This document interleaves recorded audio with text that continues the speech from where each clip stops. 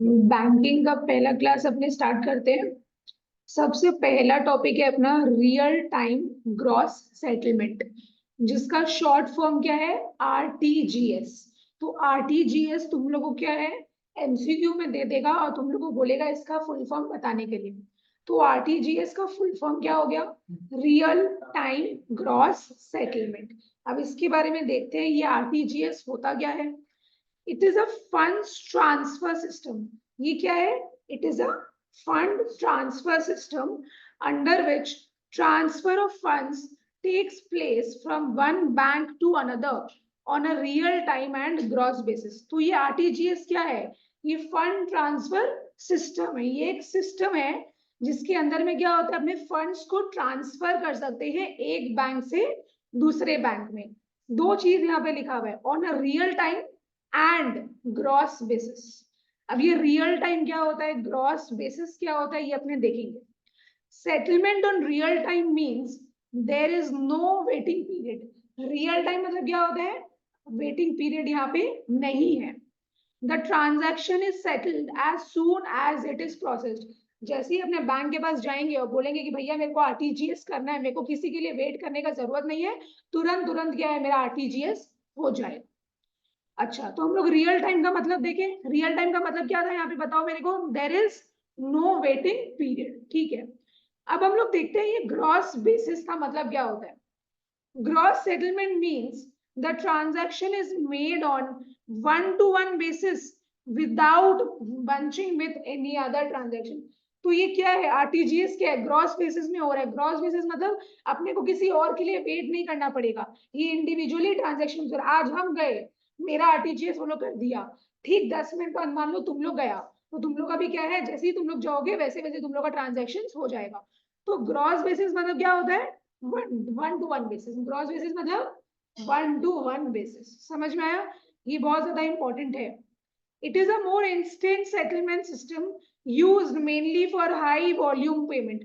तो ये क्या है, इंस्टेंटली मेरा पैसा इधर से एक बैंक अकाउंट से दूसरे बैंक अकाउंट में चला जाता है।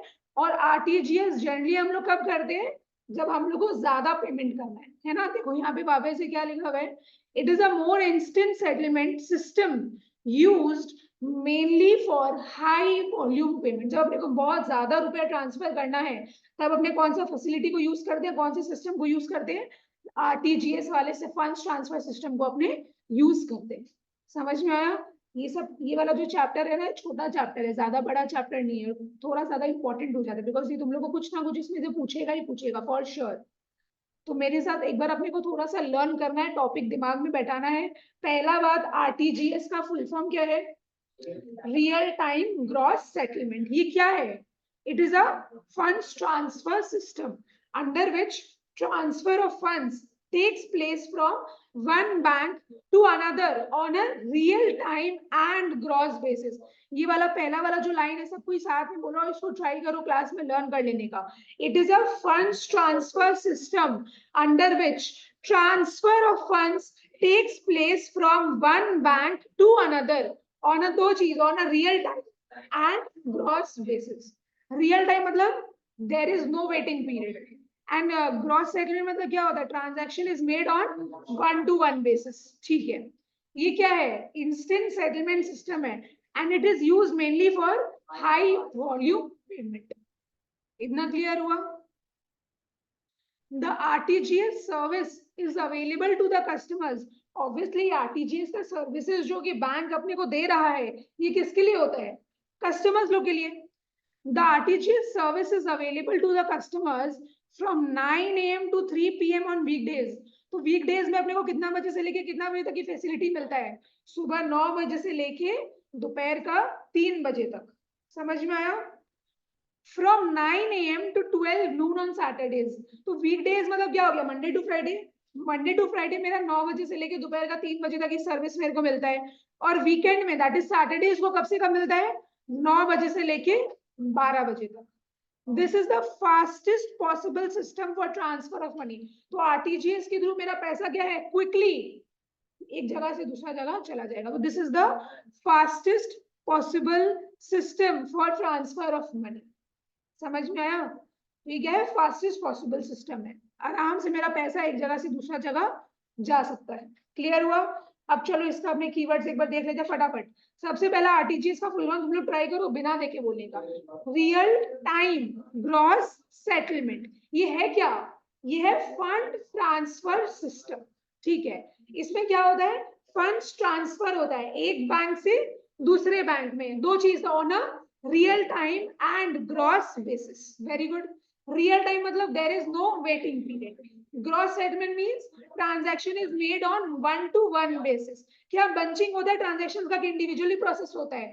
इंडिविजुअली प्रोसेस किया जाता है। ये नहीं कि मेरे को किसी के लिए वेट करना पड़ेगा। ट्रांजैक्शन मेरा बंच नहीं हो रहा है ना, इंडिविजुअली प्रोसेस किया जा रहा है। अच्छा ठीक है, ये इंस्टेंट सेटलमेंट सिस्टम है and it is used mainly for high volume payments. समझ में आया? आरटीजीएस का सर्विसेज अपने को वीकडेज में कितना बजे से कितना बजे तक मिलता है? 9 बजे से लेके दोपहर का 3 बजे तक। और वीकेंड दैट इज क्या संडे को मिलता है? संडे का यहाँ पे कुछ नहीं लिखा हुआ है, सैटरडे को मिलता है। सैटरडे को कितना बजे से? 9 बजे से लेके दोपहर का 12 बजे तक। Very good. क्लियर हो गया इतना? ठीक, अब इधर आओ। हाँ, फीचर्स बोलो या कैरेक्टरिस्टिक्स बोलो, बात एक ही है। स्कूल अगर ज्यादा घुमाने का कोशिश करे तो तुम लोगों को नेचर पूछ लियो। अगर स्कूल ज्यादा घुमाने का थोड़ा कोशिश करे तो नेचर पूछ लेगा, लेकिन जनरली पूछता नहीं है। स्कूल में तो तुम लोग को जनरली नहीं पूछेगा, पर फिर भी हम बता दिए इन केस अगर कुछ हो गया तो। आओ क्या बोल रहे हैं? RTGS is not available at all bank branches in India. जरूरी नहीं है कि मेरा सारा बैंक ब्रांचेस के थ्रू हम आरटीजीएस का सिस्टम को, आरटीजीएस का फैसिलिटी को यूज कर सके। देखो यहाँ पे क्या लिखा हुआ है, दिस फैसिलिटी, कौन सा facility? RTGS. This facility is provided only by CBS enabled bank branches. तो जो बैंक ब्रांच मेरा सीबीएस इनेबल्ड है, सीबीएस क्या है ये अपने चैप्टर में अपना टॉपिक है, अपने पढ़ेंगे। सीबीएस का फुल फॉर्म है कोर बैंकिंग सोल्यूशन। क्या है? Core banking solution. तो जिस बैंक ब्रांच के पास, जो बैंक ब्रांच मेरा सीबीएस इनेबल्ड है, वहीं पे अपने क्या है, सिर्फ आरटीजीएस कर सकते हैं। अगर कोई बैंक ब्रांच अपना सीबीएस इनेबल्ड नहीं है तो क्या हम लोग वहां जाके आरटीजीएस कर पाएंगे? नहीं कर पाएंगे। अभी तुम लोग को इतना ही ध्यान रखना है, ठीक है? एक बार वापस से अपने देखते हैं क्या लिखा हुआ है। RTGS is not available at all the bank branches in India. सारा बैंक ब्रांच में जरूरी नहीं है कि अपने वो आरटीजीएस का फैसिलिटी मिले। कौन से बैंक ब्रांच में मिलेगा? जिसके पास क्या है? सीबीएस का फैसिलिटी है। जो सीबीएस इनेबल्ड बैंक ब्रांचेस है, सिर्फ वही क्या कर सकता है? आरटीजीएस करवा सकता है। ठीक है। दूसरा, RTGS transactions are processed individually and continuously. तो ये इंडिविजुअली एंड कंटिन्यूअसली क्या हो गया? वन टू वन बेसिस, है ना? वन टू वन बेसिस हो गया ये, throughout banking hours rather than in batches. अब ऑब्वियसली आज अगर हमने रात में 12 बजे जाके बोलेंगे कि मेरा आरटीजीएस कर दो, बैंक खुला ही नहीं रहेगा, वो बैंकिंग आवर है ही नहीं, है ना? बैंक में कोई रहेगा ही नहीं, तो हम लोग कहाँ से आरटीजीएस करवाएंगे? तो मेरे को मेरा जो बैंक का आवर्स है 9 बजे से लेके 3 बजे तक या 9 बजे से लेके 4 बजे तक, उसी के बीच मेरे को जाना पड़ेगा, तभी मेरे को आरटीजीएस का फैसिलिटी बैंक प्रोवाइड कर पाएगा। एक बार वापस से देख लो, RTGS transactions are processed individually and continuously throughout banking hours rather than in batches. Rather than in batches का मतलब क्या है? कि मेरे को यहाँ पे क्लब नहीं करना है, मतलब मेरे ये जरूरी नहीं है कि बहुत सारे आदमी का एक साथ ही वहां पे आरटीजीएस करवाया जाएगा। इंडिविजुअली यहाँ पे क्या होता है? प्रोसेसिंग होता है। समझ में आया? The minimum amount in RTGS transaction is ₹2 lakh. अगर हम बैंक को जाके बोले 1,50,000 मेरा दूसरे बैंक अकाउंट में ट्रांसफर करवा दो आरटीजीएस के थ्रू, तो क्या हो सकता है? क्योंकि मिनिमम अमाउंट कितना हो गया? 2 लाख। 2 लाख मिनिमम अमाउंट है, इतना का मेरे को आरटीजीएस करवाना पड़ेगा। अच्छा, मिनिमम लिमिट तो हम लोग को पता चल गया। मैक्सिमम लिमिट क्या है? There is no upper ceiling for a RTGS transaction. तो मिनिमम 2 लाख है, लेकिन मैक्सिमम का यहाँ पे कोई लिमिटेशन नहीं है। मैक्सिमम तुम लोग जितना का भी करवा सकते हो, 10 लाख, 20 लाख, 1 करोड़, 2 करोड़, कितना तक भी तुम लोग जा सकते हो, कितना का भी आरटीजीएस करवा सकते हो। बस मिनिमम अमाउंट यहाँ पे मेरे को ₹2 लाख दिया हुआ है। फिर the receiving or beneficiary bank. Beneficiary bank कौन हो गया? रिसीविंग बैंक, जो पैसा रिसीव कर रहा है। The receiving or beneficiary bank must credit the customers account.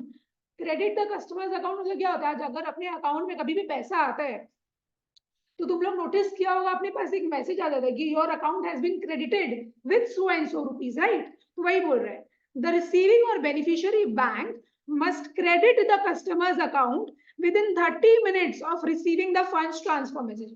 हम एक बैंक से दूसरे बैंक में क्या है पैसा भेज रहे हैं, तो वो बैंक जो मेरा पैसा रिसीव कर रहा है वो 30 मिनट के अंदर जिस कस्टमर को पैसा देना है उसका अकाउंट में पैसा डाल देगा। समझ में आया? आजकल तो और भी बहुत कम टाइम लगता है ना, टेक्नोलॉजी इतना ज्यादा एडवांस हो गया है। ये बहुत तुम लोग का पुराना बुक है, इसलिए इसमें बहुत पहले का चीज लिखा है। जब हम 10 साल पहले 12 दिए थे, 12 का बोर्ड दे के निकल गए थे, ये बुक तब से है और इसमें कुछ भी चेंजेस नहीं हुआ है। तुम लोग अभी भी बुक खोल के देखेगा, अभी यूपीआई आ गया है, पेटीएम आ गया है, फोन पे आ गया है। देखो चैप्टर का नाम देखो क्या है, क्या है, लेटेस्ट ट्रेंड, लेकिन इसमें यूपीआई के बारे में, जीपे के बारे में कुछ नहीं लिखा है। तो मैंने तुम लोग का ये जो बुक है ना, इसमें कुछ भी अपडेटेड नहीं है, ये पुराना बुक ही चलता आ रहा है। पर देखो अपने तो कुछ कर नहीं सकते ना, बोर्ड में तो तुम लोग को वही लिखना पड़ेगा जो बुक में लिखा हुआ है, तो वही पढ़ाना पड़ता है। समझ में आया?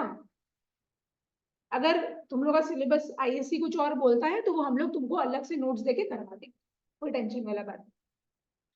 The transfer is final and irrevocable. सास irrevocable मतलब क्या हो गया? Very good. एक बार हम लोग पैसा भेज दिए, फिर मेरा मन चेंज हो गया कि नहीं भाई आप मेरा पैसा वापस लेके आओ, मेरे को नहीं भेजना था, भूल से भिजवा दिए, तो नहीं, वो वापस नहीं आ सकता। एक बार चला गया बस चला गया, और वो हमारे पास नहीं आ पाएगा। हाँ, हाँ। समझ में आया? बैंक के थ्रू मेरे को नहीं मिलेगा। क्लियर? एक बार रिवाइज कर लेते हैं। बोलो, क्या आरटीजीएस अपने को सारे बैंक ब्रांच में मिल जाएगा? नहीं। कौन से बैंक में मिलेगा? जो बैंक ब्रांच क्या है, सीबीएस इनेबल्ड है। क्या है? CBS enabled. ठीक है। उसके बाद अपना दूसरा क्या है, आरटीजीएस ट्रांजैक्शंस कैसे प्रोसेस होता है? Individually and continuously. कब? Throughout banking hours. ठीक है। थर्ड, मिनिमम अमाउंट क्या है आरटीजीएस का? ₹2 लाख। और क्या मैक्सिमम अमाउंट है कुछ? There is no upper ceiling, there is no upper limit. अच्छा, रिसीविंग बैंक या बेनिफिशियरी बैंक जो है वो कस्टमर का अकाउंट को क्रेडिट करेगा कितना देर के अंदर? With in 30 minutes of receiving the funds transfer message.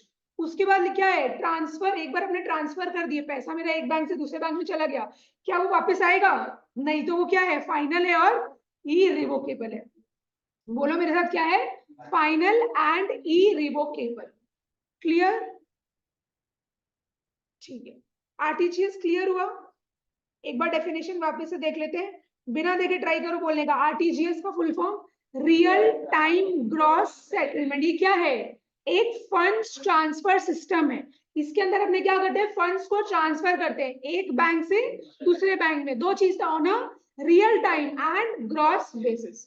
Real time मतलब there is no waiting period. Gross settlement means transaction is processed 1-to-1 basis. ठीक है। उसके बाद अपने क्या देखें कि जनरली अपने आरटीजीएस किस लिए यूज करते हैं? Mainly for high volume payment. अच्छा, आरटीजीएस का जो सर्विस है, जो फैसिलिटी है, अपने को वीकडेज में कितना से कितना मिलता है? 9 बजे से लेके 3 बजे तक, और वीकेंड दैट इज सैटरडे को 9 बजे से लेके 12 बजे तक। ठीक है। और ये फास्टेस्ट पॉसिबल सिस्टम है, मेरा पैसा एक जगह से दूसरी जगह एकदम क्विकली, प्रॉम्प्टली, जल्दी से जल्दी चला जाएगा। ठीक है। अच्छा, अपना दूसरा टॉपिक स्टार्ट हो रहा है विच इज एनईएफटी। जैसे आरटीजीएस था वैसी है एनईएफटी। एनईएफटी का फुल फॉर्म क्या लिखा हुआ है? National electronic funds transfer. तो तुम लोग अपना बुद्धि लगा के मेरे को बताएगा कि यहाँ अगर मेरे को फॉरेन से पैसा मंगवाना है तो क्या हम एनईएफटी यूज कर सकते हैं क्या? बाबू, नाम में क्या लिखा हुआ है? नेशनल। नेशनल, इंटरनेशनल नहीं लिखा है, वर्ल्ड वाइड नहीं लिखा है, नेशनल मतलब इंडिया के अंदर ही हम लोग का एनईएफटी का फैसिलिटी को अपने यूज कर सकते हैं। अगर मेरे को फॉरेन से पैसा मंगवाना है तो हम लोग का एनईएफटी के थ्रू रुपया नहीं आ सकता, क्योंकि इसका फुल फॉर्म ही है नेशनल इलेक्ट्रॉनिक फंड्स ट्रांसफर। समझ में आया? तो छोटा छोटा चीज को एकदम ध्यान देके पढ़ो। चलो आओ, क्या लिखा हुआ है देखो। NEFT is a country wide system. Country wide मतलब इंडिया, इंडिया का बात हो रहा है। तो NEFT is a country wide system by which an individual, firm और कंपनी। इंडिविजुअल क्या होता है? अपने लोग। फर्म और कंपनी क्या हो गए? जैसे फर्म क्या हो गया, जैसे एडीएनसी क्या हो गया, एक फर्म है, राइट। और आदर्श भैया क्या है? एक इंडिविजुअल है। तो वही इंडिविजुअल और फर्म के बीच में तुम लोग को डिफरेंस पता होना चाहिए। वापस एक बार हम पढ़ते हैं। NEFT is a country-wide system by which an individual, firm or company can electronically transfer funds from any bank branch to another individual firm or company having an account with any other bank branch in the country. आज मेरा bank account SBI में है, तुम लोग का bank account HDFC में है, तो हम लोग क्या कर सकते हैं, एनईएफटी आराम से कर सकते हैं. जरूरी नहीं है एनईएफटी के लिए मेरा अकाउंट भी एसबीआई में होना चाहिए, तुम लोग का अकाउंट भी एसबीआई में होना चाहिए. नहीं, दो बैंक अकाउंट्स यहाँ पे इन्वॉल्व हो सकता है. अच्छा, तुम लोग यहाँ पे वो चीज नहीं लिखा हुआ है, लेकिन हम ये नॉर्मल जनरल चीज क्लियर कर रहे हैं. अगर सेम बैंक अकाउंट होता है तो उसको क्या बोलते हैं, इंटर बैंक की इंट्रा बैंक. हाँ, सेम मेरा क्या हो गया, सेम इज इंट्रा, है ना, सेम इज इंट्रा. और अगर अलग है, डिफरेंट है, तो वो क्या हो गया मेरा, इंटर. क्या हो गया, इंटर. अगर एसबीआई से एसबीआई में अपने को भेजना तो वो कौन सा ट्रांजैक्शन हो गया, इंट्रा बैंक ट्रांजैक्शन हो गया. और अगर मेरे को एसबीआई से एचडीएफसी में भेजना है तो वो हो गया इंटर बैंक ट्रांजैक्शन. तो ये छोटा छोटा चीज है जो पता होना चाहिए. तुम लोग को खैर पूछेगा नहीं, बट स्टिल हम तुम लोग को बता दें. तो वापस एक बार देखते हैं, ये इसका डेफिनेशन है. NEFT is a country wide system by which an individual firm और कंपनी क्या कर सकता है, लोग इलेक्ट्रॉनिकली ट्रांसफर कर सकता है फंड्स को from any bank branch to another individual firm or company having an account with any other bank branch in the country. समझ में आया? The funds transfer takes place at a particular period of time. अब देखो RTGS में क्या होता था, individually processing होता था ट्रांजैक्शंस का. जब हम लोग गए तभी मेरा आरटीजीएस हो जाएगा, लेकिन अपने को बैंकिंग आवर्स के बीच में जाना पड़ेगा. लेकिन एनईएफटी के केस में ऐसा नहीं है. एनईएफटी में क्या हो सकता है बताओ तो, ट्राई करो खुद से बोलेगा एनईएफटी में क्या बोल रहे हैं यहाँ पे तुम लोग को. एग्जैक्टली आज यहाँ पे ट्रांजैक्शंस क्या होता है, बंचेस में सेटल होता है, बैचेस में सेटल होता है. मान लो एनईएफटी का टाइम है 1 बजे का. कितना बजे का टाइम है, 1 बजे का. फिर दूसरा स्लॉट दिया यहाँ पे 3 बजे का. कितना बजेगा, 3 बजे का. तो यहाँ पे हम क्या बोले, पहला स्लॉट क्या है अपना, 1 बजे. तो 10 बजे से लेके 1 बजे के अंदर मान लो 12:30 बजे तक जितने भी लोग आए हैं उनका, वो आके ये नहीं पकड़, समझो 10:30 बजे कोई बंदा आया है, बोला मेरे को एनईएफटी करना है, तो बैंक उसको क्या बोलेगा, आपको कितना बजे का वेट करना पड़ेगा, 1 बजे का वेट करना पड़ेगा. बिकॉज हम लोग क्या है, 1 बजे ही एनईएफटी करेंगे. एनईएफटी हम लोग का इंडिविजुअल बेसिस में नहीं होता है, क्या है, बैचेस में सेटल होता है. सबका इन लोग एक बार में कलेक्ट कर लेगा रुपया, उसके बाद एक ही टाइम पे क्या है, इन लोग प्रोसेसिंग करता है. समझ में आया? अब मान लो तो पहला स्लॉट तो मेरा खत्म हो गया, 1 बजे एनईएफटी हो गया. अब कोई एक बंदा है जो 1:10 में आ रहा है और बोल रहा है कि भाई मेरा एनईएफटी कर दो, तो वो क्या बोलेगा, पहला स्लॉट मेरा 1 बजे खत्म हुआ है, अब आपको कौन से स्लॉट का वेट करना पड़ेगा, 3 बजे वाला स्लॉट के लिए आपको वेट करना पड़ेगा. बिकॉज दूसरा एनईएफटी कब होगा अपना, 3 बजे होगा. तो यहाँ पे इंडिविजुअल बेसिस में, 1-to-1 बेसिस में ट्रांजेक्शन को सेटल नहीं किया जाता. ट्रांजेक्शन कैसे सेटल हो रहा है यहाँ पे, बैचेस में. समझ में आया, बैचेस में यहाँ पे सेटल किया जा रहा है ट्रांजेक्शन को. देखो क्या लिखा हुआ है, the funds transfer takes place at a particular period of time. तो पर्टिकुलर टाइम पीरियड होता है, उसी टाइम पीरियड में क्या है, ट्रांजैक्शंस को सेटल किया जाएगा. ऑल, देखो ध्यान दो, all transfers are held till that time. तो 10 बजे से लेके 12:30 बजे तक जितने भी लोग आए हैं सबको क्या है, होल्ड में डाल दिया है कि आपका ट्रांजेक्शन कब सेटल होगा, 1 बजे. क्लियर हो रहा है? तो वही लिखा हुआ है यहाँ पे, कहा गया, all transfers are held till that time. तो जब तक एनईएफटी का टाइम नहीं आ जाता उसके पहले जितने भी लोग आए हैं सबको वेट करना पड़ेगा. In other words NEFT transactions are settled in batches. तो एनईएफटी ट्रांजैक्शंस कैसे सेटल होता है, 1-to-1 बेसिस में कि बैचेस में, बैचेस में. आरटीजीएस कैसे हो रहा था, इंडिविजुअली 1-to-1 बेसिस कंटिन्यूअसली. लेकिन एनईएफटी कैसे हो रहा है, एनईएफटी सेटल्ड इन बैचेस. अच्छा एनईएफटी कब कब होता है, वीकडेज में, वीकेंड में, वो भी अपने देख लेते हैं. During the weekdays, that is Monday से लेके फ्राइडे तक, NEFT transactions take place 7 times a day. एक दिन में कितना बार होता है, 7 बार होता है. सुबह कब चालू हो जाता है, बिटवीन 8 AM एंड 7 PM. सुबह का 8 बजे से लेके शाम का 7 बजे तक क्या है, इन लोग का टाइम होता है. 7 बार उसमें से कभी भी इन लोग टाइम स्लॉट बुक कर देगा, उस टाइम पीरियड में क्या होता है, एनईएफटी का ट्रांजैक्शंस को सेटल किया जाता है, प्रोसेस किया जाता है. On Saturdays NEFT transaction takes place 6 times a day. तो सैटरडेज को कितना बार होता है, 7 बार नहीं होता है, 6 बार होता है. कितना बजे से कितना बजे के बीच में, 8 बजे से लेके 1 बजे तक के बीच में 6 बार ट्रांजैक्शंस को कर दिया जाता है. 6 स्लॉट होता है basically. Any NEFT transactions initiated after a designated settlement time has to wait till the next designated settlement time. एक बार मेरा हो गया, उसके बाद क्या है, बीच में जितने भी लोग आ रहे हैं सबको क्या करना पड़ेगा, दूसरे टाइम पीरियड के लिए वेट करना पड़ेगा। दूसरा जो डेजिग्नेटेड टाइम पीरियड है, जो एनईएफटी का टाइम बताया हुआ है, उस समय तक इन लोगों को वेट करना पड़ेगा। लोग यहाँ पे आके हड़बड़ी नहीं कर सकता कि भाई मेरे को जल्दी है कर दिए कर दो, नहीं तुम दूसरे दिन आओ तीसरे दिन आओ, मेरे को प्रॉब्लम नहीं है, लेकिन अभी तो नहीं करती है, क्योंकि एनईएफटी का रूल ये है कि ये बैचेस में सेटल किया जाता है, इंडिविजुअली नहीं करता। क्लियर है? तो बस एनईएफटी और आरटीजीएस का मेन डिफरेंस यही है कि आरटीजीएस 1-to-1 बेसिस होता है और एनईएफटी 1-to-1 बेसिस नहीं होता है, इसको क्या है, बैचेस में सेटल किया जाता है। बोलो मेरे साथ ये वाला, एनईएफटी का फुल फॉर्म पहले बोलो, नेशनल इलेक्ट्रॉनिक फंड्स ट्रांसफर। अच्छा, इलेक्ट्रॉनिक क्यों बोला है, बिकॉज ऑनलाइन होता है, राइट, टेक्नोलॉजी के थ्रू हो रहा है, यहाँ पे बेसिकली इंटरनेट यूज कर रहे हैं अपने, इसलिए इलेक्ट्रॉनिक लिखा है। National electronic funds transfer, RTGS हो गया, एनईएफटी हो गया, ये सब क्या है, मेरा फंड्स ट्रांसफर सिस्टम है ना, ये सब के थ्रू अपने फंड्स ट्रांसफर कर सकते हैं एक बैंक से दूसरे बैंक। क्लियर? वापस से बोलो, एनईएफटी, एक सेकेंड होल्ड करो,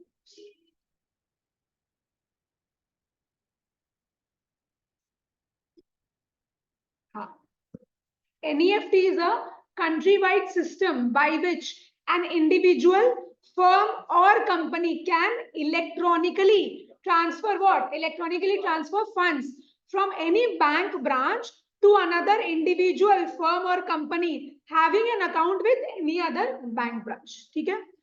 Funds transfer takes place at a particular period of time. सारा ट्रांसफर्स को क्या है, उस समय तक होल्ड कर दिया जाता है, ठीक है ना। इन अदर वर्ड्स, ये सबसे इंपॉर्टेंट लाइन है, NEFT transactions are settled in batches. NEFT transactions कैसे होता है, बैचेस में होता है। वीकडेज में एनईएफटी कितना बार होता है, 7 बार, और weekend that is Saturday NEFT कितना बार होता है, 6 बार। तो वीकडे में 7 बार होता है, टाइम पीरियड क्या है, सुबह का 8 बजे से लेके शाम का 7 बजे तक। एनईएफटी, ये आरटीजीएस में क्या था, सुबह का 8 बजे से लेके सुबह का 9 बजे से लेके दोपहर का 3 बजे तक, ठीक है। एनईएफटी सैटरडे को कितना बार होता है, 6 बार होता है। टाइम पीरियड क्या है, 8 बजे से लेके 1 बजे तक। आरटीजीएस सैटरडे को कब होता था, 9 बजे से लेके 12 बजे तक। क्लियर? कुछ पूछना है? अब इसका भी अपने फीचर्स देख लेते हैं, कैरेक्टरिस्टिक्स देख लेते हैं कि एनईएफटी में क्या लिखा हुआ है। A bank branch must be NEFT enabled to become a part of the NEFT funds transfer network. तो अगर मेरे को एनईएफटी करवाना है तो बैंक क्या होना चाहिए, एनईएफटी इनेबल्ड होना चाहिए, उसके पास एनईएफटी करने का क्या है, फैसिलिटी होना चाहिए, टेक्नोलॉजी होना चाहिए। आरटीजीएस करने के लिए बैंक ब्रांच क्या होना चाहिए, सीबीएस इनेबल्ड होना चाहिए, और एनईएफटी के लिए क्या होना चाहिए, एनईएफ इनेबल्ड होना चाहिए, ठीक है ना। तभी वहां से एनईएफटी अपने कर पाएंगे। अगर वो एनईएफटी इनेबल्ड बैंक ब्रांच नहीं है तो वहां से हम लोग एनईएफटी का फैसिलिटी को यूज नहीं कर सकते। An individual, firm or company can make use of NEFT even without having a bank account by depositing cash at NEFT enabled bank branch। यहाँ पे क्या लिखा है, एक इंडिविजुअल या फर्म NEFT को यूज कर सकता है अगर उसके पास कोई बैंक अकाउंट नहीं है।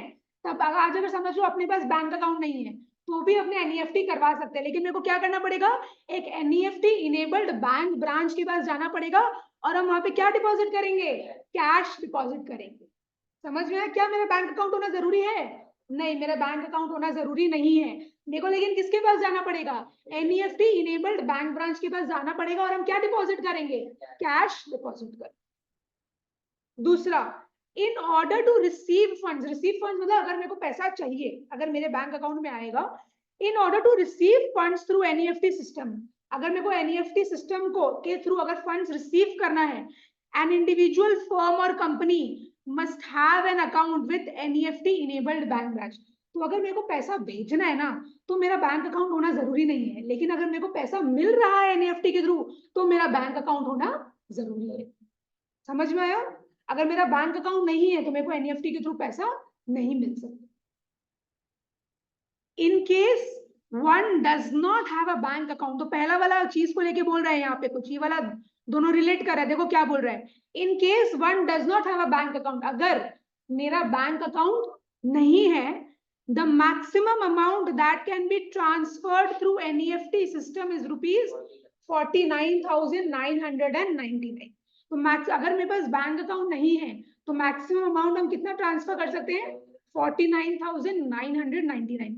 ये कौन सा अमाउंट है, मिनिमम अमाउंट नहीं है, मैक्सिमम अमाउंट है। मिनिमम तो कुछ दिया नहीं है, ₹2 भी हो सकता है, ₹10 भी हो सकता है, ₹15 भी हो सकता है, राइट। तो अगर किसी एक बंदे के पास बैंक अकाउंट नहीं है तो मैक्सिमम अमाउंट वो कितना भेज सकता है, 49,999। क्लियर हुआ यहाँ तक? अच्छा, देर इज नो मिनिमम और मैक्सिमम अमाउंट। अच्छा, ये वाला क्या चीज के लिए बोल रहा था, अगर किसी के पास बैंक अकाउंट नहीं है, अगर बैंक अकाउंट है तो मिनिमम मैक्सिमम अमाउंट, देखो क्या बोल रहे हैं, देर इज नो मिनिमम और maximum amount that can be transferred through NEFT when one has a bank account. तो अगर कोई एक बंदे के पास बैंक अकाउंट है तो मेरे पर कोई भी लिमिटेशन, मेरे पर कोई भी रेस्ट्रिक्शन नहीं लगाया गया है, मिनिमम अमाउंट मैक्सिमम अमाउंट कुछ भी नहीं है, मेरा जितना मन हम उतना का एनईएफटी करवा सकते हैं। क्यों? क्योंकि मेरे पास क्या है, मेरे पास बैंक अकाउंट। उसके बाद हम लोग को ये वाला पॉइंट ऑलरेडी पता है, NEFT transaction takes place in batches, तो ये 1-to-1 बेसिस में नहीं होता है, ये बैचेस में सेटल किया जाता है। Very good.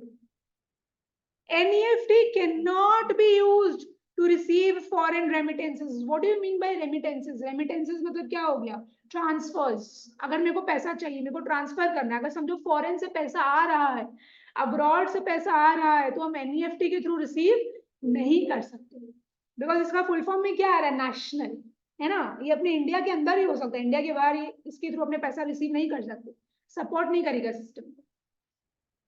अच्छा, the receiver of funds has to pay no charges, तो पैसा जो रिसीव कर रहा है एनईएफटी के थ्रू, क्या उसको कोई भी पैसा वगैरह देना पड़ेगा, क्या उसको कोई भी चार्जेस वगैरह देना पड़ेगा, नहीं, उसको कोई भी चार्जेस वगैरह देने का जरूरत नहीं। अच्छा,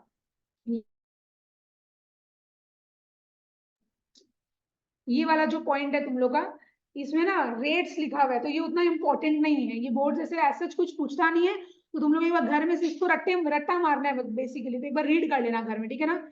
इसको समझाने का तो कुछ नहीं है। ₹50, अब यहाँ पे क्या बोल रहे हैं, for an amount up to ₹1 lakh, अगर हमने 1 लाख तक का एनईएफटी कर रहे हैं तो मेरा ₹5 लगेगा प्लस सर्विस टैक्स लगेगा। तो इसमें क्या बताएं हम तुम लोगों को, तो बहुत ईजी सा चीज है और ये उतना इंपॉर्टेंट भी नहीं है, तो एक बार बस घर जाके इसको एक बार रीड कर लेना, देख लेना एग्जाम में जाने से पहले। एक बार अपने वापस से फीचर्स देखते हैं। तो एनईएफटी करने के लिए क्या है, बैंक ब्रांच के पास क्या, वो बैंक ब्रांच क्या होना चाहिए, एनईएफटी इनेबल्ड बैंक ब्रांच होना चाहिए, ठीक है।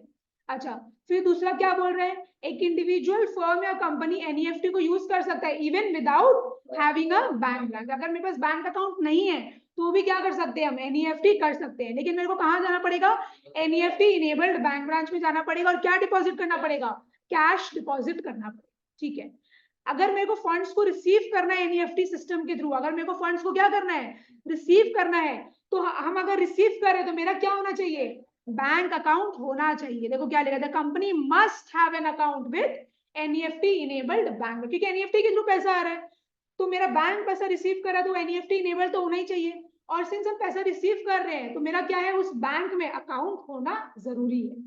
अगर मेरा बैंक अकाउंट नहीं है तो हम पैसा एनईएफटी सिस्टम के थ्रू रिसीव नहीं कर पाएंगे। थर्ड, अगर किसी एक बंदे के पास बैंक अकाउंट नहीं है तो मैक्सिमम वो कितना ट्रांसफर कर सकता है, 49,999। अच्छा, आरटीजीएस में मिनिमम अमाउंट कितना था, 2 lakh. Very good.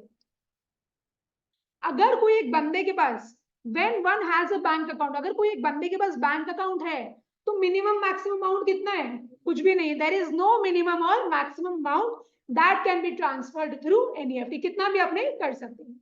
NEFT transaction कैसे सेटल होता है, बैचेस में सेटल होता है। क्या एनईएफटी के थ्रू अपने फॉरेन से पैसा मंगवा सकते हैं, नहीं, NEFT can not be used to receive foreign remittances.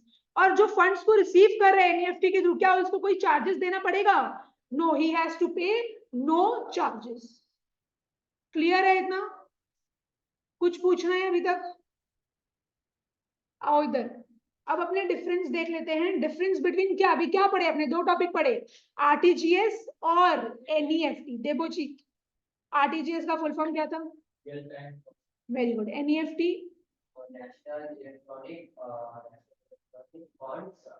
Very good.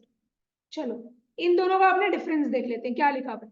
सबसे पहला, तुम लोग को ये चीज पता है कि नहीं पता नहीं, हम एक बार तुम लोग को बता देते सिंस तुम लोग न्यू स्टूडेंट्स हो।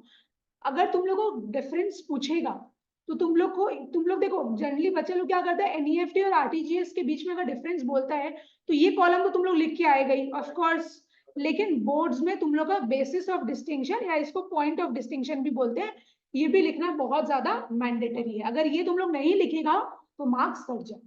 समझ में आया? Exactly exactly. तो तुम लोग को ये लिखना बहुत ज्यादा जरूरी है, इसलिए अपने क्या करते हैं क्लास में, ये जो हेडिंग्स दिया हुआ है इसको अपने लर्न कर लेते हैं। ये हेडिंग्स अगर तुम लोग को लर्न रहेगा तो अंदर वाला तुम लोग अपने आप लिख पाएगा, एकदम नॉर्मल जेन्युइन सा बात है, ठीक है। तो आओ क्या लिखा हुआ है, सबसे पहला क्या लिखा हुआ है यहाँ पे, प्रोसेसिंग। क्या लिखा हुआ है, NEFT transactions are settled in batches. तो एनईएफटी कैसे प्रोसेस होता है, बैचेस में सेटल होता है। आरटीजीएस कैसे प्रोसेस होता है, इंडिविजुअली एंड कंटिन्यूअसली। जो डेफिनेशन में लिखा था वही यहाँ पे सेम चीज लिखा हुआ है, तो तुम लोग को प्रॉब्लम नहीं होगा लर्न करने में।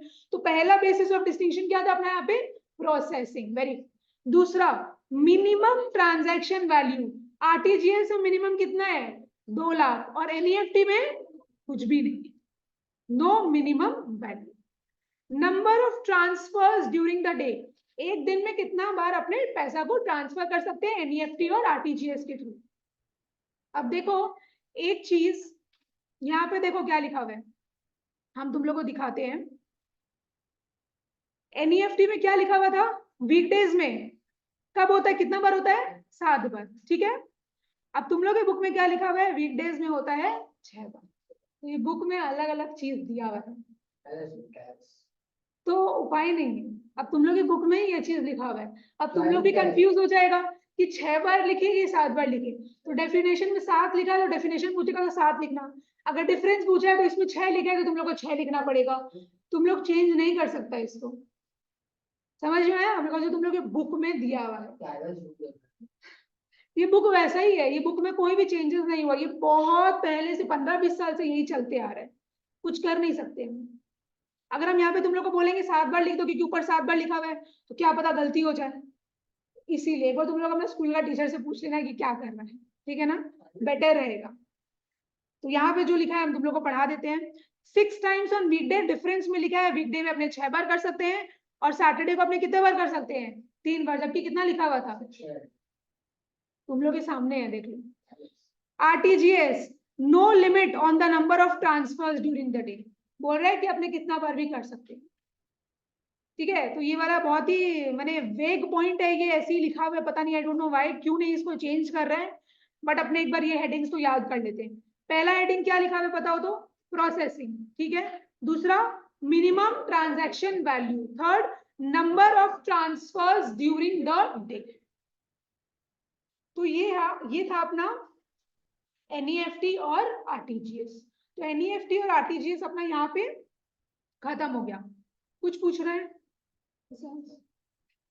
क्लियर हुआ? अब आ जाओ electronic banking which is E banking. तो ई वर्ड का मतलब क्या होता है, इलेक्ट्रॉनिक, है ना, इंटरनेट का बात कर रहे हैं यहाँ पे, है ना।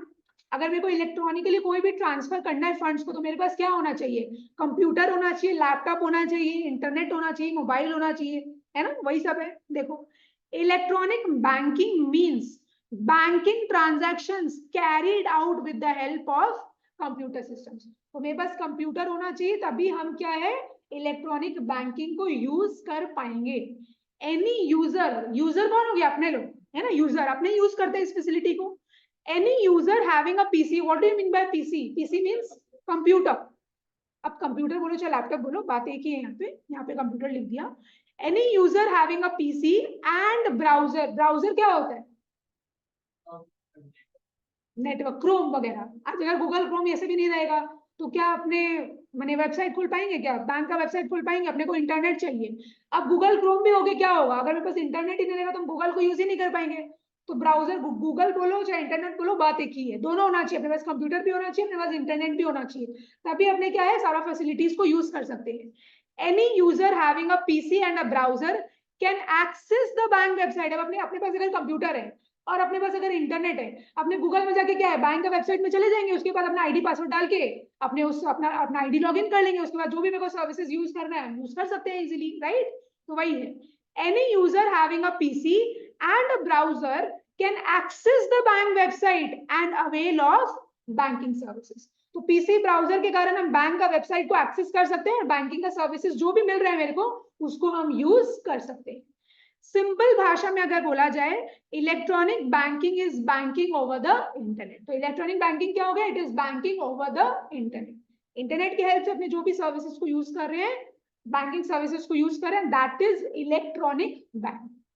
अब ये छोटा है, बहुत सिंपल लग रहा है, लेकिन क्या है तुम लोग एग्जाम में इसी को थोड़ा कॉम्प्लिकेटेड मैनर में लिख के आते हैं, तो क्या है लर्न कर लो क्लास में।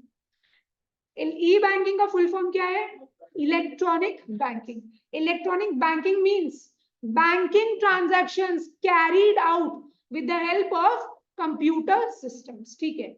Any user having a PC and a browser can access the bank websites and avail of banking services.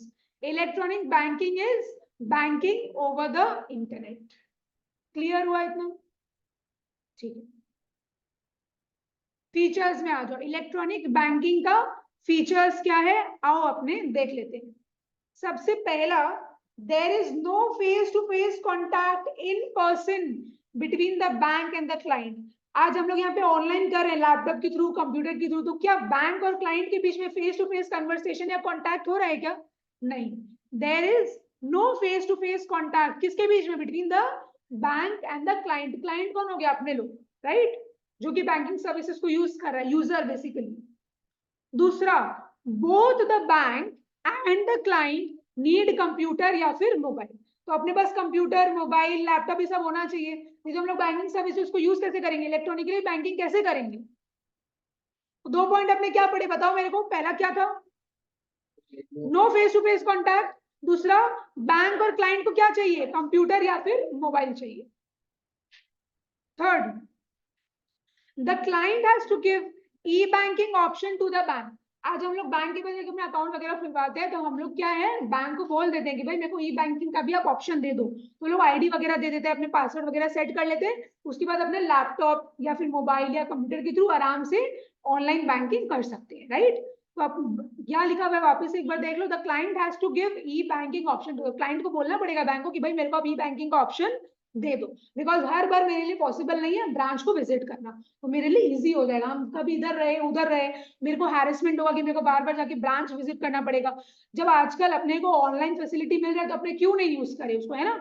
लेकिन ऑनलाइन फैसिलिटी अपने को मिल तो रहा है, लेकिन ये टेक्नोलॉजी अपने को आना चाहिए ना, अपने को पता होना चाहिए कि इंटरनेट को कैसे यूज किया जाता है, कैसे लॉग इन कर रहे हैं, अपना क्या पासवर्ड है, किस हिसाब से हम बैंकिंग सर्विसेज को यूज करें। अगर मेरे पास ट्रेनिंग नहीं होगा, अगर मेरे को पता ही नहीं रहेगा, तो फिर हम उसका फायदा ही नहीं उठा पाएंगे, राइट। तो वो सब चीज आगे आएगा। अभी पहले फीचर्स में हमने तीन चीज क्या पढ़े एक बार देख लो। There is no face to face contact, client, और यहाँ पे दो जन कौन है, बैंक और एक क्लाइंट, दोनों को क्या चाहिए, कंप्यूटर या फिर मोबाइल चाहिए। तीसरा क्या लिखा है, क्लाइंट को क्या बोलना पड़ेगा कि मेरे को ई बैंकिंग का ऑप्शन दे दो, ठीक है। The bank staff and the client must understand e-banking technology। आज अगर मेरे को टेक्नोलॉजी समझ ही नहीं आएगा कि क्या लिखा हुआ है, क्या करना है, तो भाई हम इस टेक्नोलॉजी को तो यूज ही नहीं कर पाएंगे। तो मेरे को पहले समझ तो होना चाहिए ना, तभी तो हम इसको यूज कर पाएंगे। The bank staff and the client must understand what they should understand e-banking technology। जो टेक्नोलॉजी है इसका मेरे को बुद्धि होना चाहिए। अगर मेरे को बुद्धि नहीं है कि इसको चलाना कैसे, इसको यूज कैसे करना है, तब तो फिर कोई फायदा नहीं है ना, इस फैसिलिटी का कोई फायदा नहीं होगा, फिर इसका कोई बेनिफिट मेरे को नहीं मिलेगा। क्लियर?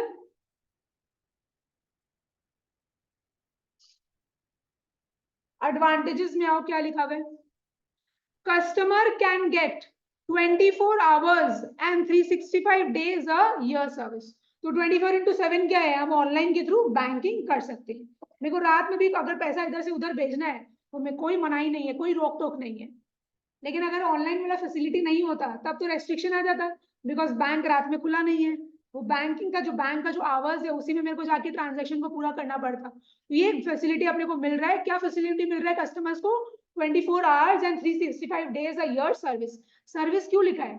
बैंक अपने को कोई गुड्स थोड़ी ना देता है, बैंक क्या देता है अपने को? सर्विस देता है। दूसरा, customer can make the permitted transactions from residence or office and even while traveling। तो अपने चाहे घर में हो, चाहे अपने ऑफिस में हो, चाहे अपने एक जगह से दूसरी जगह ट्रैवल कर रहे हो, कहीं से भी बैठे बैठे अपने क्या है आराम से अपना ट्रांजेक्शन्स को कर सकते हैं। मेरे को कोई मना नहीं है। They need not go to bank. मेरे को बैंक जाने का जरूरत नहीं है इलेक्ट्रॉनिक बैंकिंग के केस में। Recording of each and every transaction inculcates a sense of financial discipline। इस लाइन का मतलब क्या है? Recording of each and every transaction inculcates a sense of financial discipline।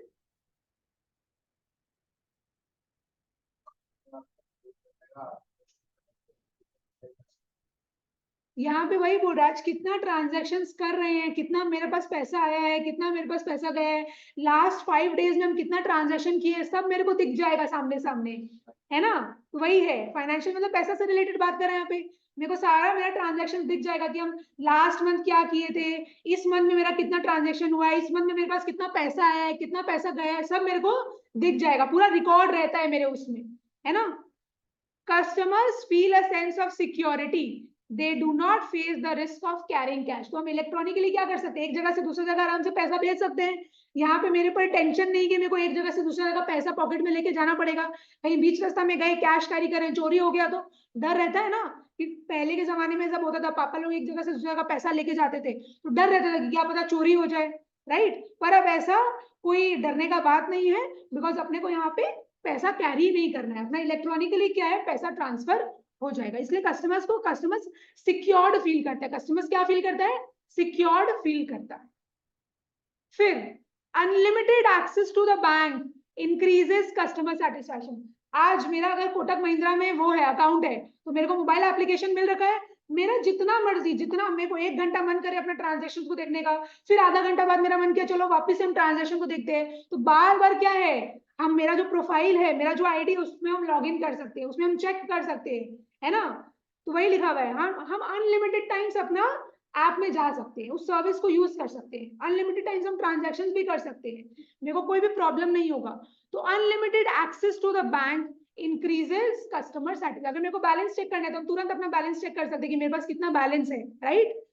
तो वही है, तो इससे कस्टमर क्या है सेटिस्फाइड रहता है, उसको कोई भी टेंशन नहीं होता कोई चीज का कि अगर समझो ये सब फैसिलिटी नहीं होता तो मेरे को बैंक जाना पड़ता, मेरे को उनको जाके पूछना पड़ता, मेरे को लाइन में वेट करना पड़ता, मेरे को बैठना पड़ता वहां पे।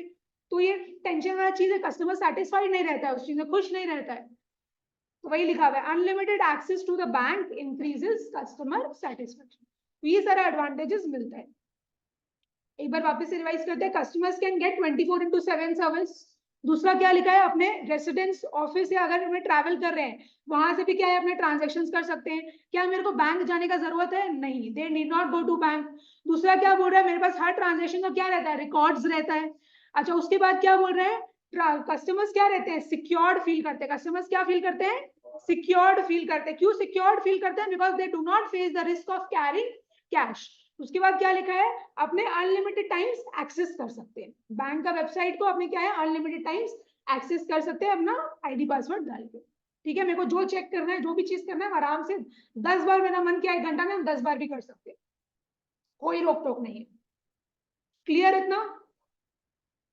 अच्छा, ये तो नॉर्मल एडवांटेजेस हो गया कि कस्टमर्स को क्या है। हाँ, बेनिफिट्स टू बैंक्स।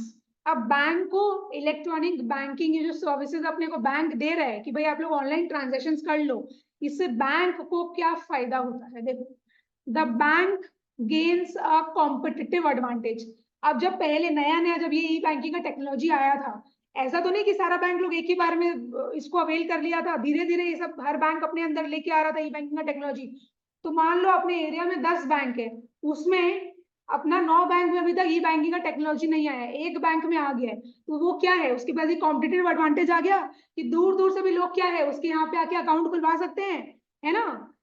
क्योंकि अगर हम लोग ऑनलाइन फैसिलिटी यूज कर रहे हैं तब क्या है तब क्या बोल रहा है, अगर हम लोग ऑनलाइन फैसिलिटी यूज कर रहे हैं तब क्या प्रॉब्लम है इसमें, इससे क्या बेनिफिट मिलेगा अपने को?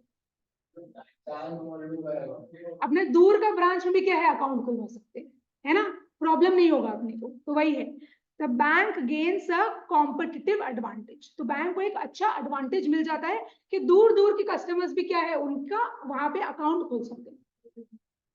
दूसरा, network of the bank is not limited to the number of branches, rather it expands far and wide. अगर ई बैंकिंग का टेक्नोलॉजी नहीं होता, और समझो अपना यहाँ पे आईसीआईसीआई का एक ब्रांच है, तो आईसीआईसीआई ब्रांच में कितने लोग वहां जाके अकाउंट खुलवा पाते, बांगुड़ के लोग, लेक टाउन के लोग, उल्टा टांगा के लोग, ज्यादा से ज्यादा कैलकाटा के लोग, दूर दूर के लोग तो नहीं आ सकते थे ज्यादा, है ना, बहुत ज्यादा दूर के लोग तो नहीं आ सकते थे, है ना। लेकिन अब क्या हो गया, ई बैंकिंग का फैसिलिटी अपने को मिल गया है, तो दूर का भी जो अपना बैंक ब्रांच है उसका वहां से भी क्या कर सकते हैं, अपने वहां से भी अपने ट्रांजेक्शन इजीली कर सकते हैं, राइट, क्योंकि मेरे को आजकल बैंक जाने का जरूरत ही नहीं है। देखो क्या लिखा हुआ है, network of the bank is not limited to the number of branches, rather it expands far and wide. तो जिसके पास इंटरनेट है वो क्या कर सकता है, ई बैंकिंग का फैसिलिटी को यूज कर सकता है, उसका ब्रांच अगर बहुत दूर भी है तो उसको कोई भी प्रॉब्लम नहीं हो। समझ में आ गया? तो ये दोनों पॉइंट सेम है, ये दोनों पॉइंट अलग नहीं है, ये दोनों सेम है, बस तुम लोग को दो लाइन में अलग अलग तरीके से लिख के बता दिया है।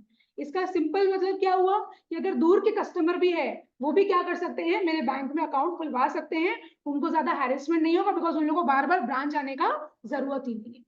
एक बार आके अगर वो लोग खुलवा भी लिए तो दूसरी बार क्या है, अपने मोबाइल के थ्रू, लैपटॉप के थ्रू, कंप्यूटर के थ्रू ट्रांजेक्शन कर लो। समझ में आ रहा है? डिसएडवांटेजेस में देखो क्या लिखा हुआ है, डिसएडवांटेजेस मतलब लिमिटेशंस, हाँ, मैंने क्या ट्रबल फेस करना पड़ रहा है, the bank and its client have to invest money in e banking technology.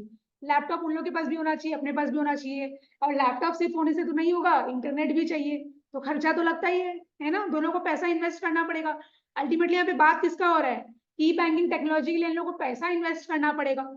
दूसरा क्या बोल रहा है देखो, training and technology is needed for both, अपने को यूज करना आना चाहिए, अगर अपने ट्रेंड ही नहीं रहेंगे तो अपने फैसिलिटी को, ई बैंकिंग का जो टेक्नोलॉजी है, इसको जो सर्विसेज अपने को मिल रहा है, फैसिलिटी जो मिल रही है, वो अपने यूज नहीं कर पाएंगे।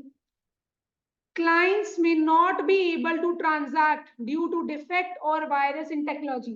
आज बैंक का क्या है, बैंक का जो टेक्नोलॉजी है उसमें अगर वायरस आ गया तो अपना क्या है, सर्वर डाउन हो जाएगा, अपने यूज नहीं कर पाएंगे। अगर बैंक के सिस्टम में वायरस आ गया है तो अपने यूज ही नहीं कर पाएंगे बैंकिंग का टेक्नोलॉजी को, तो वही लिखा है, clients may not be able to transact, clients लोग ट्रांजैक्शन नहीं कर पाएगा ड्यू टू डिफेक्ट और वायरस इन टेक्नोलॉजी, अगर उन लोग के टेक्नोलॉजी में वायरस आ गया, अगर उन लोग के टेक्नोलॉजी में डिफेक्ट है तो अपने तो यूज नहीं कर सकते उस सिस्टम को, फिर उस चीज को ट्रांजैक्शन नहीं कर पाएंगे।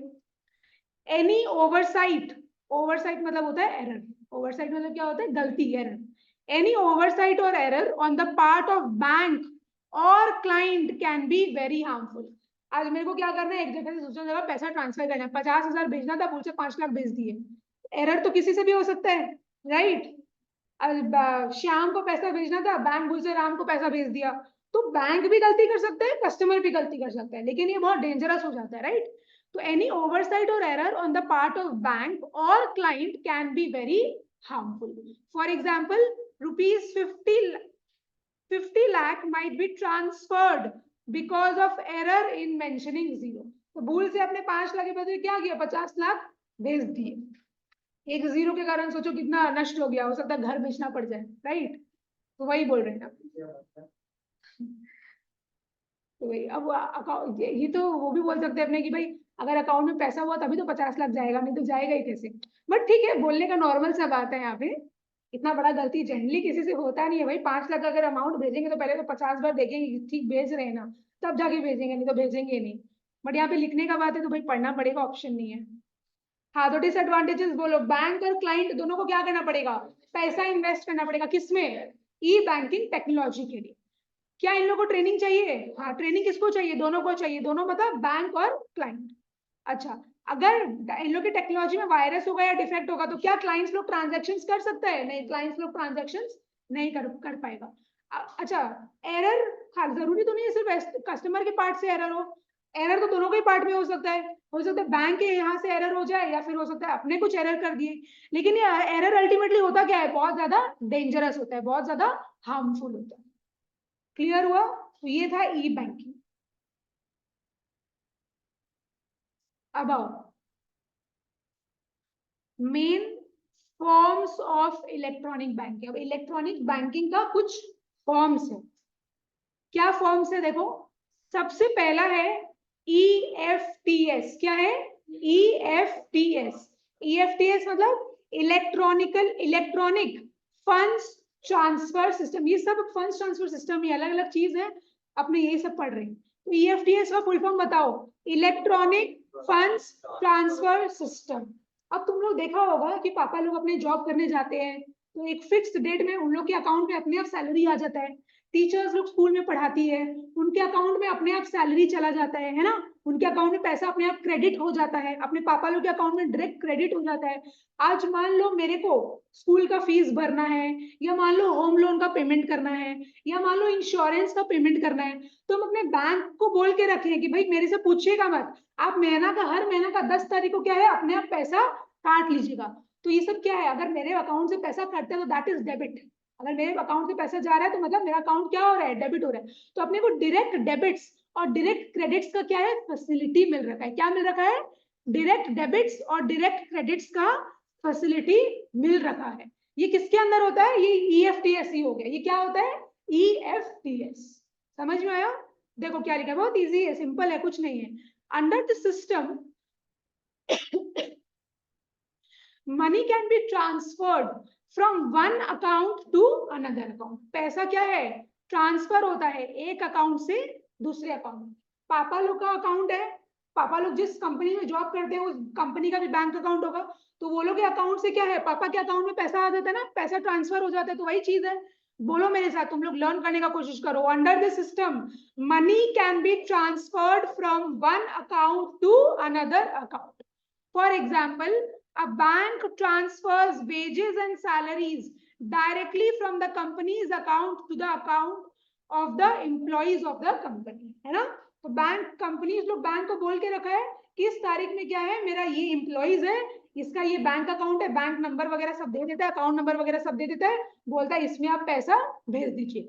तो एम्प्लॉय के पास क्या है, पैसा आ जाता है, तो उसका अकाउंट क्रेडिट हो रहा है, जिसको पैसा मिल रहा है उसका अकाउंट क्रेडिट हो रहा है कि डेबिट हो रहा है, उसका अकाउंट क्रेडिट हो रहा है, और कंपनी जो पैसा भेज रही है उसका अकाउंट डेबिट हो रहा है।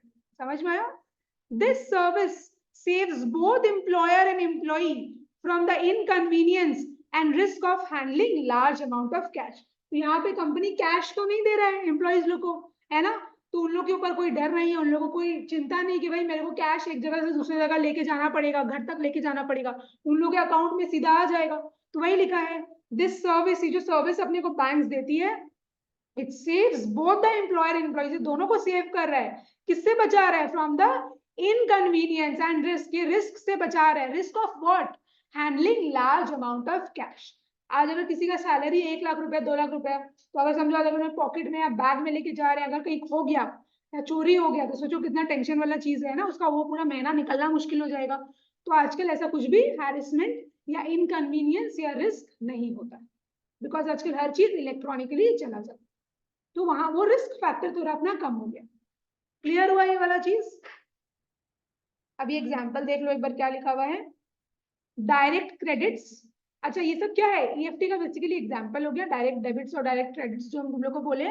डायरेक्ट क्रेडिट मतलब सैलरी, पेंशन, आज हम कहीं कोई शेयर्स में इन्वेस्ट कर रखे हैं, तो कंपनी से मेरे को क्या मिलता है, डिविडेंड वगैरह मिलता है। Dividend is a part of profits, you might know. तो salary, pension, dividend on shares, interest on debentures, अगर हम कोई कंपनी का डिबेंचर्स खरीदते हैं तो मेरे को क्या मिलता है, उस कंपनी से इंटरेस्ट मिलता है, कमीशन मेरे को कहीं से मिल रहा है, etcetera are directly credited to the bank account of a person. तो मेरे को क्या है, मेरा बैंक अकाउंट क्रेडिट हो जाएगा, ठीक है ना। हम एक पर्सन है, मेरा बैंक में बैंक अकाउंट है, तो मेरा बैंक अकाउंट क्या हो जाएगा, क्रेडिट हो जाएगा, अगर मेरे को पैसा मिल रहा है तो। डायरेक्ट डेबिट्स में अपने को पे करना है, अपना पैसा जा रहा है ना। Loan installments, school fees, insurance premium, telephone bills अगर अपने को भरना पड़ता है, electricity bills, water bills, club membership fees, credit card dues are directly debited to the bank account of the account holder. अब मान लो कि मेरा 12 बजे पैसा कटने का है, हम अगर कभी कभार भूल जाते हैं, छोड़ो वो वाला पॉइंट छोड़ो, तुम लोग कंफ्यूज हो जाओगे। डायरेक्ट डेबिट्स मतलब इतना समझो कि अपना क्या है, यहाँ से पैसा कट रहा है, हाँ अपने आप कट जाता है। अब जैसे मान लो हम लोग कोई चीज ईएमआई में लेके रखे, तो यहाँ पे बोला हुआ है बैंक को स्टैंडिंग इंस्ट्रक्शंस दिए, इसको बोलते हैं स्टैंड, अगर हम लोग बैंक को बोल दिए, इसको बोलते हैं अच्छे टर्म में स्टैंडिंग इंस्ट्रक्शंस। क्या बोलते हैं? Standing instructions. अपने बैंक को स्टैंडिंग इंस्ट्रक्शंस दे रखे कि भाई हर महीने का 2 तारीख को आप क्या करिएगा, मेरा पैसा काट लीजिएगा। लेकिन पैसा कटता तो है, बैंक अपने आप काट तो लेगा, लेकिन उसके लिए मेरे बैंक अकाउंट में क्या होना चाहिए? पैसा होना चाहिए। अगर पैसा नहीं होगा तो बैंक से कटेगा नहीं, और अगर बैंक से नहीं कटा तो मेरा क्या लग जाएगा? इंटरेस्ट लग जाएगा, एक्स्ट्रा इंटरेस्ट लग जाता है, राइट। तो वो सब प्रॉब्लम होता है, वही हम तुम लोग को बताने का कोशिश कर रहे थे। बट ये सब चीज तुम लोग को पूछेगा नहीं, नॉर्मल सा चीज है। इतना क्लियर हुआ? आओ एडवांटेजेस में देखो क्या बोल रहे हैं अपने को। Payments are made on due date. तो पेमेंट क्या करते हैं? अपने ड्यू डेट में कर देते हैं। बोला गया उनको 10 तारीख को काट लीजिएगा, तो 10 तारीख को उन लोग काट लीजिए, वही ड्यू डेट दिया गया उन लोग को, तो उस दिन पेमेंट हो जाएगा। There is no loss in transit. क्या होता है there is no loss in transit? मतलब हाँ, आज हम लोग यहाँ पे एक जगह से दूसरी जगह तो पैसा नहीं लेके जा रहे हैं कि पैसा खो जाएगा, तो कोई लॉस का तो चक्कर ही नहीं है। ट्रांजिट मतलब क्या होता है? एक जगह से दूसरी जगह जाना, है ना। हाँ, ट्रांसमिशन या ट्रांजिट कुछ भी बोलो, तो यहाँ पे लॉस का तो कोई चक्कर ही नहीं है, क्योंकि यहाँ पे इलेक्ट्रॉनिकली फंड्स ट्रांसफर होता है, अपने खुद से फिजिकली तो कैरी नहीं कर रहे हैं cash. There is no mishandling of cash. There is no mishandling of cash मतलब खोएगा नहीं मेरा पैसा, तो ये दोनों सेम ही है। उसके बाद transactions are effortless. Effortless transaction, अपने को ज्यादा मेहनत नहीं करना है। ऐसा तो नहीं है कि अपने को ऑनलाइन में क्या है, अपने घर बैठे अपना काम कर रहे हैं, ऑफिस से बैठे काम कर रहे हैं, मेरे को कहीं जाना तो नहीं पड़ रहा है, तो मेरा एफर्ट्स तो नहीं लग रहा है उसमें, इसीलिए लिखा है transactions are effortless. E banking में क्या होता है? Transactions are effortless. क्लियर? आओ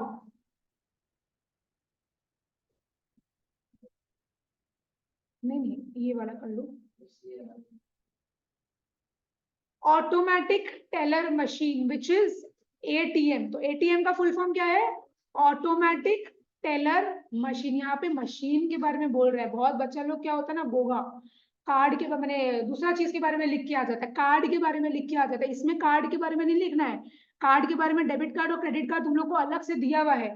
एटीएम में मशीन के बारे में यहाँ पे बोल रहा है कि एटीएम अपने को क्या सर्विसेज देता है, अपने को क्या करना पड़ता है। एटीएम का फुल फॉर्म क्या हो गया? Automatic teller machine. ATM is an automatic machine. तो एटीएम क्या है? एक ऑटोमेटिक मशीन है। A customer can withdraw. Withdraw मतलब क्या होता है? पैसा निकालना। और डिपॉजिट मतलब पैसा डालना। अ कस्टमर कैन विथड्रॉ और deposit money with the help of this machine by inserting his or her ATM card and typing his or her personal identification number which is known as PIN। समझ में? तो पहले तो अपने क्या करते थे? पैसा विड्रॉ कर सकते थे, लेकिन अब डिपॉजिट भी कर सकते हैं। अब अगर अपने को रात में जाना है कि भाई मेरे को 5,000 10,000 रुपए डिपॉजिट करना है, तो अपने रात में भी जाके क्या है? डिपॉजिट कर सकते हैं। पहले ये बहुत पहले का बात है, ये सिस्टम अपने को नहीं था, अपने खाली विड्रॉ कर पाते थे, लेकिन अब अपने डिपॉजिट भी कर सकते। तो मेरे साथ बोलो, एटीएम क्या है? ऑटोमेटिक मशीन है। अ कस्टमर कैन विड्रॉ और deposit money with the help of this machine by doing what? By inserting his or her ATM card and typing his personal identification number which is known as PIN। तो PIN का full form क्या हो गया? Personal identification number, है ना। मेरे को क्या करना पड़ेगा? कार्ड डालना पड़ेगा, उसके बाद अपना पिन वगैरह देना पड़ेगा, उसके बाद पैसा या तो हम डाल पाएंगे या तो पैसा हम निकाल पाएंगे। समझ में आया? The ATM operates for all the 24 hours। बोलने की बात है, आधा से ज्यादा टाइम जाओ तो service out of service, out of service बोलता है। समझ में आया? उल्लू बना रहे हैं लोग। The ATM operates for all the 24 hours। This is much less costly and less time consuming than a human teller bank employ. तो पहले ये सब फैसिलिटी नहीं था, पहले अपने को बैंक में जाना पड़ता था, एक आदमी होता था जो अपने को पैसा निकाल के देता था, पैसा मेरा लेता था डालने के लिए वापस बैंक अकाउंट में। लेकिन अब ऐसा कुछ नहीं है, एटीएम मशीन है, उसके थ्रू अपने पैसा निकाल भी सकते हैं, उसके थ्रू अपने पैसा डाल भी सकते हैं। बस मेरे को एटीएम कार्ड चाहिए और मेरे को पिन नंबर दे दिया जाता है, वो पिन नंबर मेरे को याद रखना पड़ेगा। अगर पिन नंबर याद नहीं रहा तब तो भाई टाटा गुड बाय। हाँ, तो बैंक के थ्रू होता है वो तुमको।